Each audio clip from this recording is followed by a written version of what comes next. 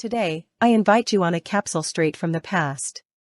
What you're watching is never-before-seen footage from my first trip to Japan, in the summer of 1991. We are at Hamamatsu train station, in Shizuoka Prefecture, a key point between Tokyo and Osaka, but also a city with its own unique identity. Look at this entrance, clean, orderly, with that architectural style so typical of Japan in the 1980s and 1990s.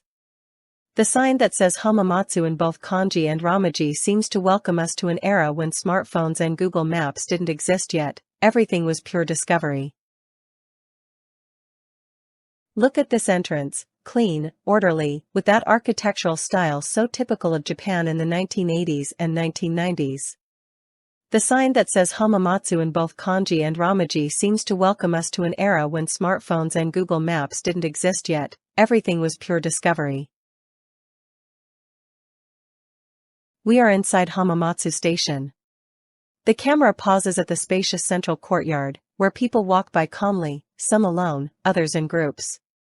From here, you can clearly see the multi-level structure, with escalators, metal railings, and commercial signs that place us in a pre-digital era.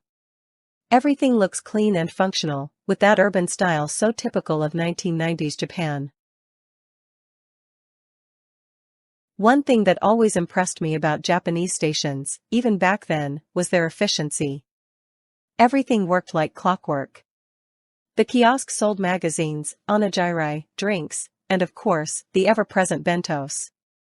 Unfortunately, the scent didn't get recorded on VHS.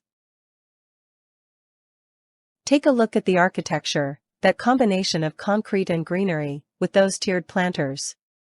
And of course, the escalators, an unmistakable symbol of modernity at the time. Watch the people, how they come and go, with that rhythm so characteristic of Japan. If you look closely, there's a sign with the Intetsu logo, which is the train and bus company of Hamamatsu. The camera continues exploring the interior of Hamamatsu Station. From an elevated position, we observe the steady flow of people going up and down the escalators. Some pause briefly, while others walk with purpose, crossing the wide open space of the central courtyard.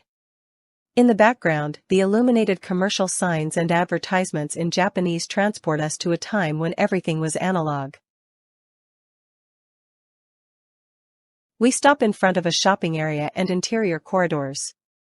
We see passers-by walking calmly between display windows and signs, some carrying shopping bags, others just browsing.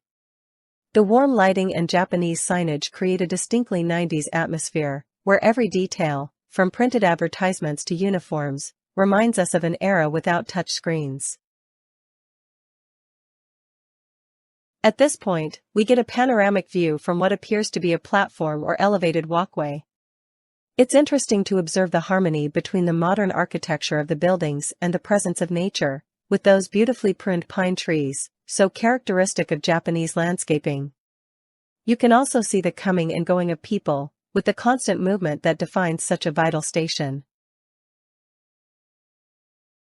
A close-up shot of what appears to be a decorative piece or metal structure in a garden, surrounded by lush greenery.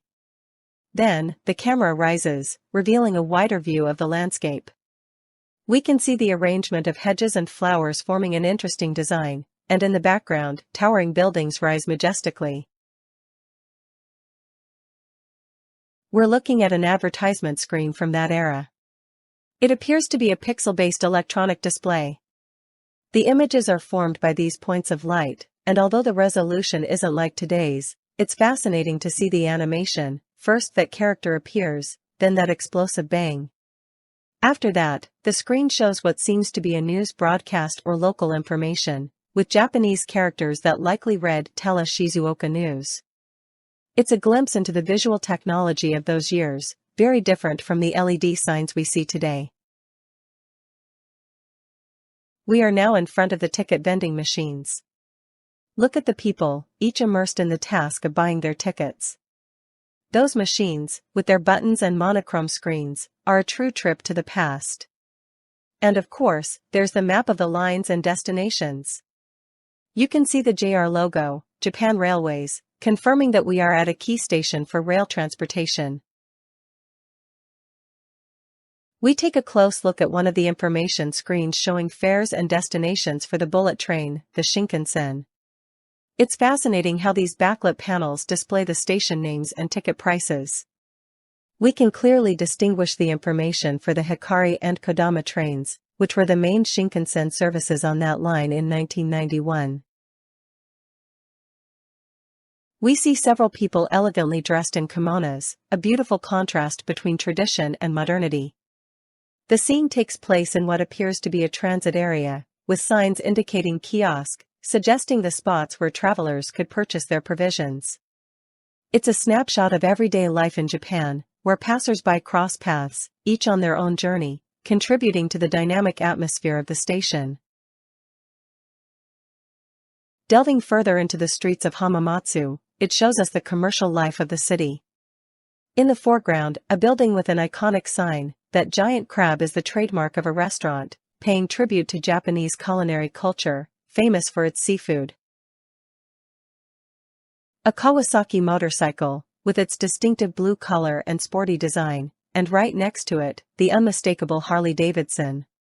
Both showcasing the variety of vehicle tastes of the era. Then, inside a shop, we see people browsing magazines and books, a classic scene at train stations. Finally, a large train map, probably for local lines or perhaps for the Shinkansen. With this image of serenity and design, we close this chapter of Japan through time. I hope you've enjoyed this nostalgic journey through Hamamatsu in 1991 and that you now have a fuller picture of what Japan was like back then. Don't forget to leave your comments, and I'll see you in the next video. Thank you for joining me.